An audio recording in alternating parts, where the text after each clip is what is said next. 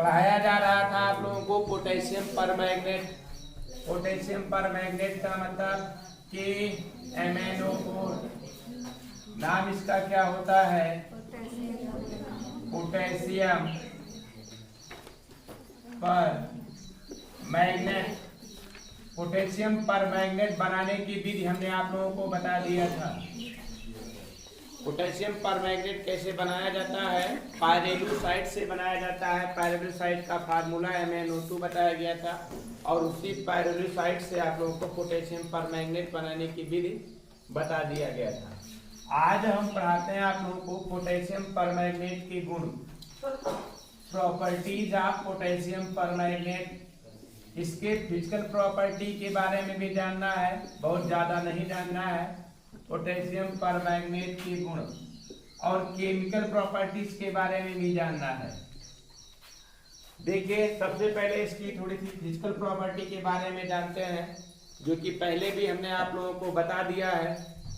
Potassium permanganate बैगनी रंग का क्रिस्टल है। किस रंग का है? बैगनी रंग का क्रिस्टलीय ठोस है। कैसा ठोस है? क्रिस्टलीय ठोस है। जल में विलीय है, जल में घुल जाता है आसानी से। जल में क्या है? विलीय है। और इसका जलीय विलयन कैसा होता है?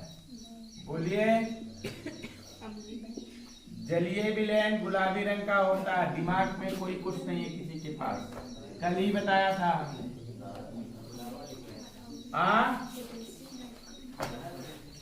बताया नहीं था हमने?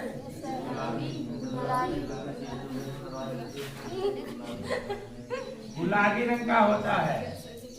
किस रंग का होता है? गुलाबी रंग का होता है। इतनी चीजें हमने आप लोगों को कल ही बता दी थी, लेकिन फिर भी इसको नोट कर लीजिए, हेडिंग बना लीजिए पोटेशियम परमैंगनेट के गुण। तो फर्स्ट नंबर लिखिए, पोटेशियम परमैंगनेट बैगनी रंग का क्रिस्टलीय ठोस है।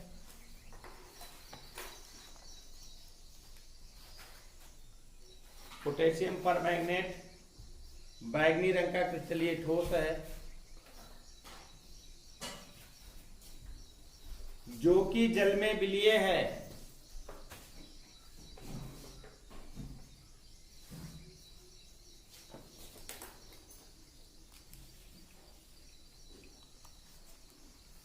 इसका जलीय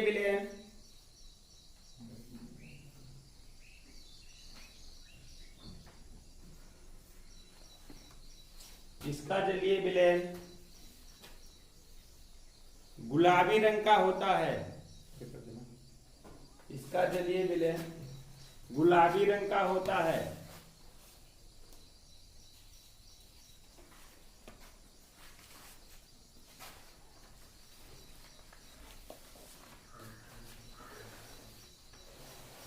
जलीय विलयन गुलाबी रंग का होता है। अगली आपको पढ़नी है इसकी केमिकल प्रॉपर्टी के बारे में। थोड़ा सा केमिकल प्रॉपर्टी के बारे में पढ़ना है, थोड़ा सा इसके 4-6 अभिक्रियाएं पढ़नी है। तो सबसे पहला पोटेशियम परमैंगनेट होता है, इसको हम अम्लीय माध्यम में हाइड्रोजन पेरोक्साइड के साथ अभिक्रित करा देते हैं। देखिए, 2K MnO4 हाइड्रोजन पेरोक्साइड के साथ H2O2 के साथ, तो इसका रंग गायब हो जाता है, इसका रंग उड़ जाता है। और किसके? अम्लीय माध्यम में HCSO4 की उपस्थिति में अभिक्रित कराते हैं। तो यहां से बनता क्या है आपका? मैग्नीज सल्फेट, मैग्नेस सल्फेट और पोटेशियम सल्फेट।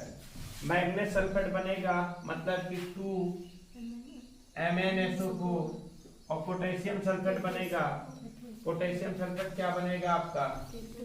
K2SO4, और प्लस निकल जाता है ऑक्सीजन, और प्लस निकल जाता है क्या आपका?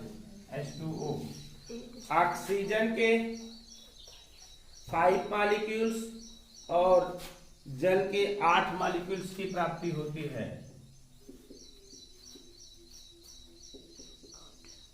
देखिए, ये क्या है आपका? पोटेशियम परमैंगनेट अम्लीय माध्यम में हाइड्रोजन पेरोक्साइड के साथ क्रिया करता है, तो इसका रंग क्या हो जाता है?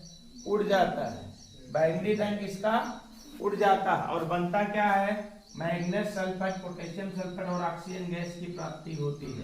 किसकी प्राप्ति होती है, ऑक्सीजन गैस की प्रॉपर्टी होती है, दूसरा गुण है इसका। तो लिखिए अम्लीय माध्यम में पोटेशियम सल्फेट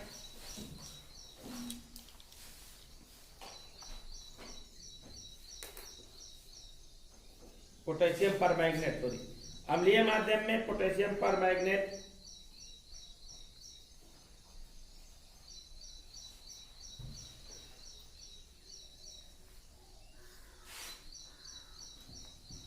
में हाइड्रोजन परऑक्साइड डालने पर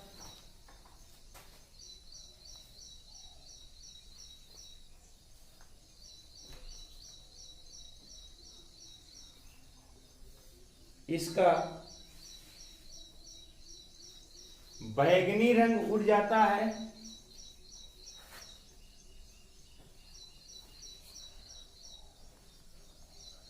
और ऑक्सीजन गैस की प्राप्ति होती है।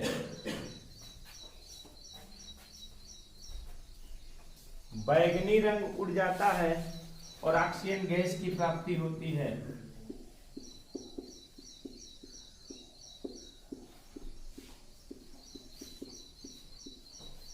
ये क्या है आपका, पोटेशियम परमैंगनेट है। H2O2 जानते हैं, हाइड्रोजन परऑक्साइड सल्फ्यूरिक अम्ल। ये क्या है आपका, मैग्नेस सल्फेट है।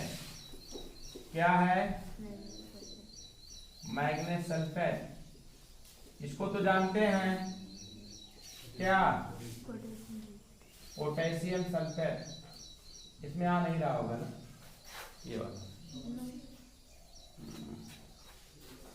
फिर से इस रिएक्शन को मैं लिख दे रहा हूं नीचे, क्योंकि इधर साफ नहीं आ रहा है, कट रहा है। तो देखते हैं क्या बनेगा। देखिए फिर से देख लीजिए, KMnO4 potassium permanganate 2H2O2 hydrogen peroxide sulphuric अम्ल की उपस्थिति में अपीत होता है 2MnSO4 और प्लस क्या, K2SO4 plus 5O2 plus 8H2O।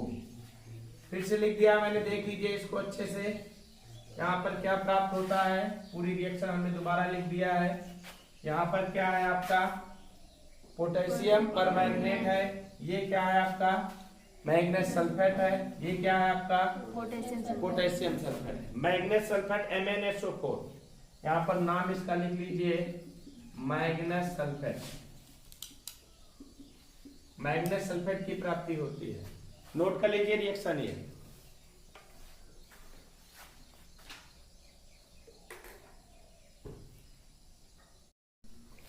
अगली प्रॉपर्टी देखिए, अगली प्रॉपर्टी देखिए, देखिए पोटेशियम परमैंगनेट, दूसरा का देखिए पहला, potassium permanganate KMnO4 potassium permanganate hydrogen sulphide को ऑक्सीकृत कर देता है। H2S को क्या करता है, ऑक्सीकृत कर देता है। और अब क्रिया होती किसकी उपस्थिति में है, H2SO4 की उपस्थिति में ही होती है। अब क्रिया किसकी उपस्थिति में होती है, H2SO4 की उपस्थिति में होती है और बन जाता है यहाँ से सल्फर। क्या बन जाता है, सल्फर की प्राप्ति होती है और फिर निकल जाता है आपका मैग्नेस सल्फर 2MnSO4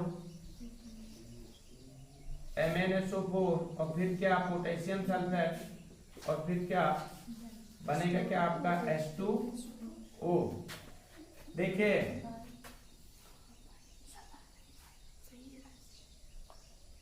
ये है हाइड्रोजन सल्फाइड, ये potassium permanganate. Potassium permanganate hydrogen sulphide को अम्लीय माध्यम में किसमें ऑक्सीकृत करता है, सल्फर में, और स्वयं रंगहीन मैग्नेस सल्फेट में अपचयित हो जाता है।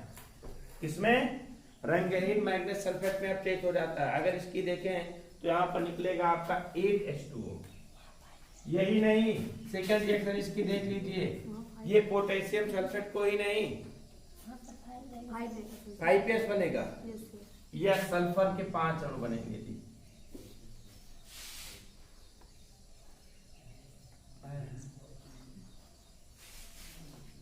सल्फर के 5 अणु बनेंगे। अगला देखिए, यही नहीं, हाइड्रोजन सल्फाइड को ही नहीं, ये किसको, सल्फर डाइऑक्साइड को भी ऑक्सीकृत कर देता है। देखिए 2K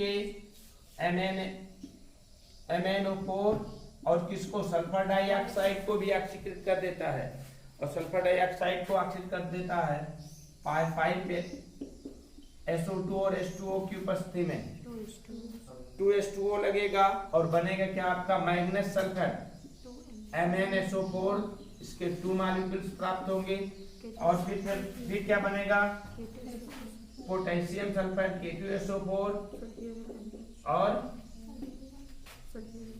H2SO4 की प्राप्ति होगी। यहाँ पर H2SO4 बनेगा और इसके 2 मॉलिक्यूल्स की प्राप्ति होगी। तो देखिए, पोटेशियम परमैंगनेट सल्फर डाइऑक्साइड को किसमें, मैग्नीज सल्फेट में, सॉरी सल्फर डाइऑक्साइड को किसमें ऑक्सीकृत करता है, सल्फ्यूरिक अम्ल में, सल्फ्यूरिक अम्ल में ऑक्सीकृत करता है। तो लिखिए सल्फ्यूरिक अम्ल की उपस्थिति में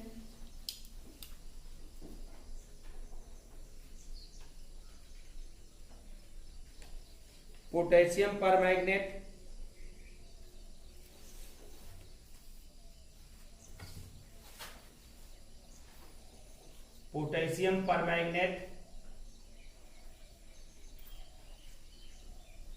हाइड्रोजन सल्फाइड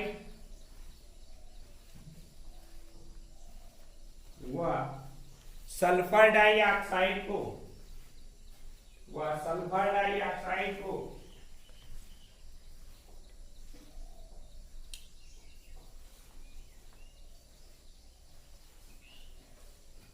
ऑक्सीकृत करता है,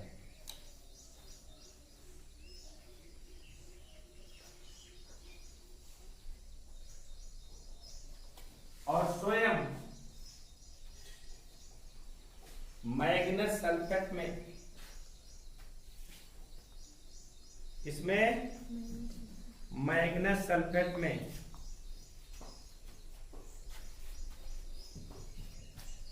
रंगहीन मैग्नीज सल्फेट में, ऐसा लिखिएगा, रंगहीन मैग्नीज सल्फेट में अपचयित होता है।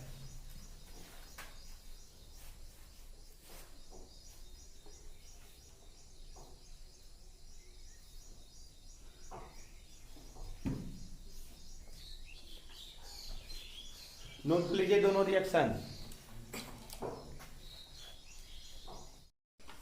अगली रिएक्शन देखिए, पोटेशियम परमैंगनेट होता है पोटेशियम आयोडाइड को 2K MnO4, इसको आयोडाइड को, पोटेशियम आयोडाइड का मतलब KI, पोटेशियम आयोडाइड को के जलीय विलयन को, पोटेशियम आयोडाइड के जलीय विलयन को, पोटेशियम परमैंगनेट पोटेशियम आयोडाइड के जलीय विलयन को, इसके जलीय विलयन को ऑक्सीकृत कर देता है किसमें, पोटेशियम आयोडेट में। किसमें ऑक्सीकृत करता है, पोटेशियम आयोडेट में। पोटेशियम आयोडेट में किस तरीके से ऑक्सीकृत करेगा, KiO3, पोटेशियम आयोडेट इसी को बोला जाता है, और फिर बन जाता है हाइड्रेट मैग्नीज डाइऑक्साइड, अपने आप में हाइड्रेट मैग्नीज डाइऑक्साइड बन जाता है, और साथों साथ निकलता है यहाँ पर पोटेशियम हाइड्रोक्साइड, फिर MnOOH का होल ट्वाइस, इसको बोलते हैं क्या, हाइड्रेट मैग्नीज डाइऑक्साइड। ये क्या है आपका, पोटेशियम आयोडेट, क्या नाम है इसका, पोटेशियम आयोडेट का निर्माण होता है। ये क्या है आपका, पोटेशियम आयोडाइड, पोटेशियम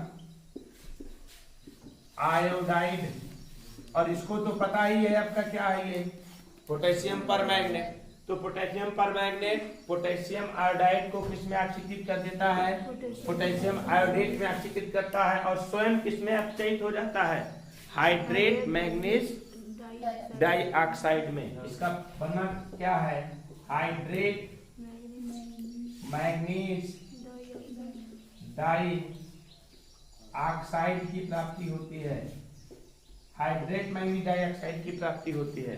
तो लिखिए लिखिए पोटेशियम परमैंगनेट पोटेशियम आयोडाइड को हाइड्रेट पोटेशियम आयोडेट में ऑक्सीकृत करता है।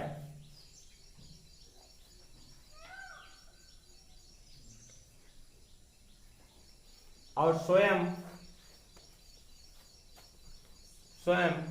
हाइड्रेट मैग्नीज डाइऑक्साइड में अपचयित होता है।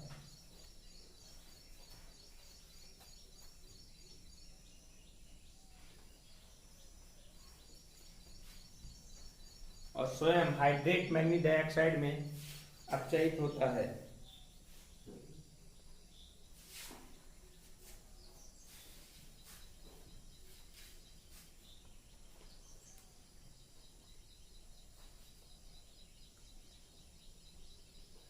नोट कर लीजिए रिएक्शन।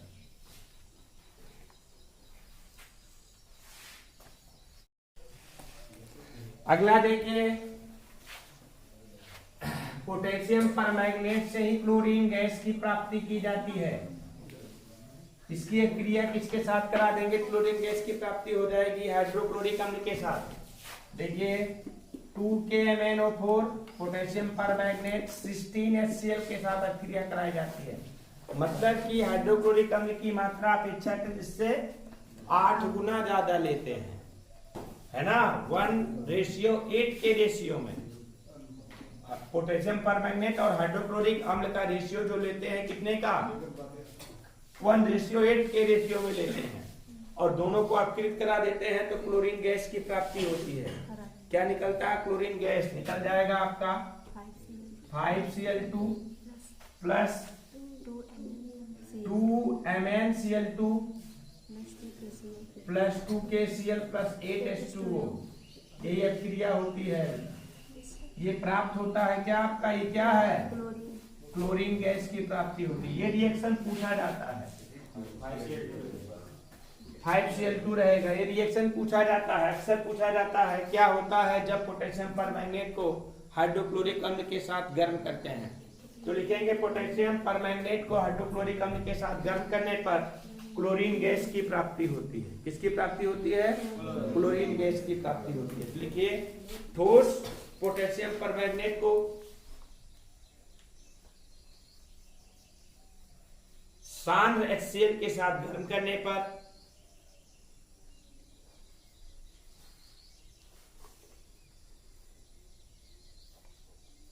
क्लोरीन गैस उत्पन्न होती है। सांद्र HCl के साथ गर्म करने पर क्लोरीन गैस उत्पन्न होती है।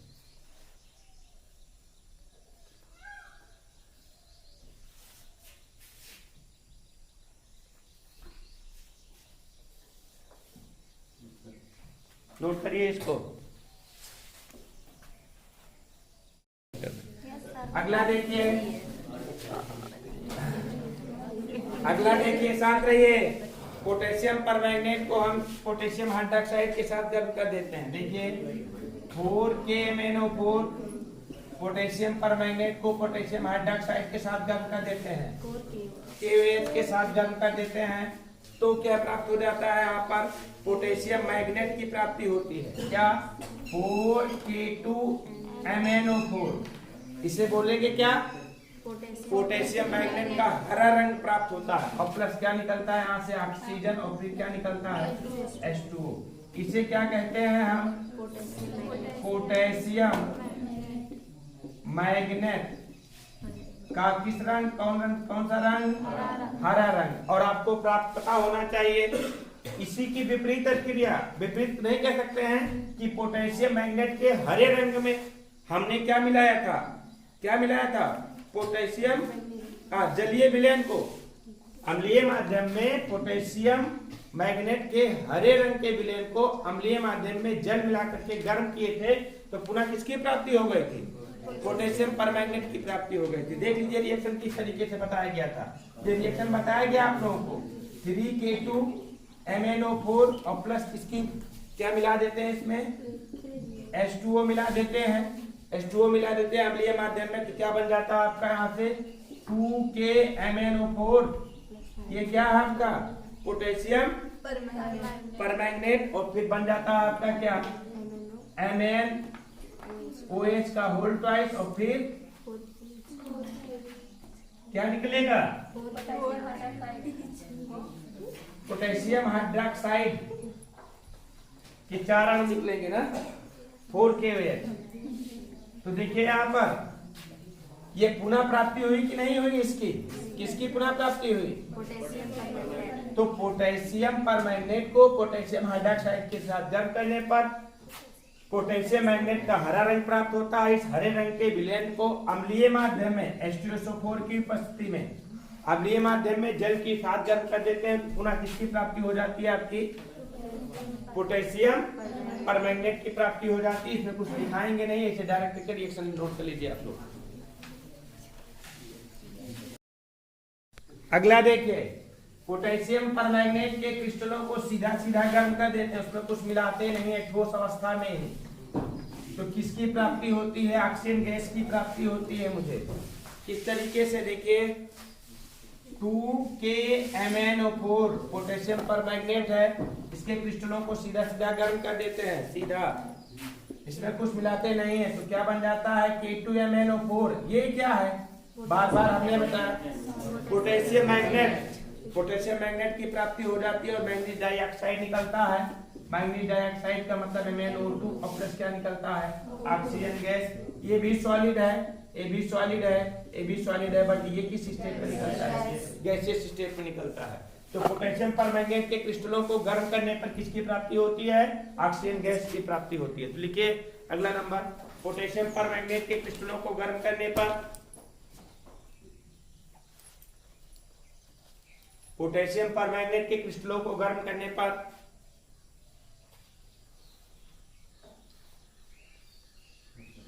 ऑक्सीजन गैस की प्राप्ति होती है, ऑक्सीजन गैस की प्राप्ति होती है। नोट करिए इसको। इसकी फिजिकल केमिकल प्रॉपर्टी समाप्त हुई, केमिकल प्रॉपर्टी इसकी समाप्त हुई। अब जानते हैं क्या पढ़ना है, उपयोग। देखिए पोटेशियम परमैंगनेट के उपयोग, वही 2 उपयोग के उपयोग पोटेशियम परमैंगनेट के उपयोग, इसका उपयोग कहां कहां किया जाता है। तो सबसे पहले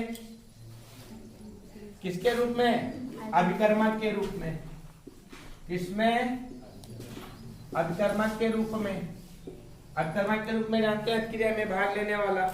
और दूसरा अम्लीय और क्षारीय माध्यम, अम्लीय क्षारीय व उदासीन माध्यम, चाहे अम्लीय माध्यम हो, अम्लीय माध्यम चाहे क्षारीय माध्यम हो या क्या हो उदासीन माध्यम में, प्रबल ऑक्सीकारक के रूप में, प्रबल ऑक्सीकारक के रूप में।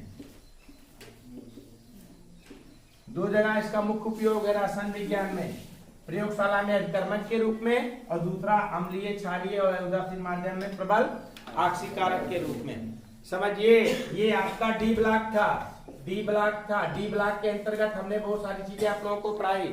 सबसे पहले हमने आप लोगों को पढ़ाया डी ब्लॉक क्या और सारणी में स्थिति, इलेक्ट्रॉनिक विन्यास मतलब कि उसकी गुण, डी ब्लॉक तत्वों के गुण, गुण का मतलब क्या, इलेक्ट्रॉनिक विन्यास, ऑक्सीकरण अवस्थाएं, इसके साथ साथ में प्रवर्ती ऑक्सीकरण अवस्थाएं, उसके साथ साथ में आयनिक त्रिज्याएं, परमाणु और आयनिक त्रिज्याएं, कुछ यौगिक के बारे में बताया गया। मिलाकर के डी ब्लॉक के बारे में सारी चीजें बता दी गई। उसके अंतर्गत 2 कंपाउंड भी पढ़ना था आपको, एक पढ़ना था K2Cr2O7 पोटेशियम डाइक्रोमेट, और दूसरा पढ़ना था पोटेशियम परमैंगनेट। दोनों हमने पढ़ा भी दिया है, जो कि सिलेबस में नया है। इससे दोनों से 2 नंबर के क्वेश्चन अवश्य पूछे जाएंगे। रिएक्शंस पूछी जाएंगी, बनाने की विधि बहुत कम पूछी जाती हैं। क्या होता है जब में पूछा जाता है। और समझिए, कल से आप लोगों का क्लास चलेगा यह ब्लॉक के तत्व, यह ब्लॉक के तत्वों के बारे में पढ़ाया जाएगा। और यह ब्लॉक तत्वों को पढ़ने से पहले आप लोग सारे ब्लॉक तत्वों के नाम याद करके आओगे। 28 तत्व हैं, 28 तत्वों के नाम, लैंथेनाइड और टेनाइड श्रेणी के तत्वों के नाम याद करके आओगे आप लोग, ठीक है।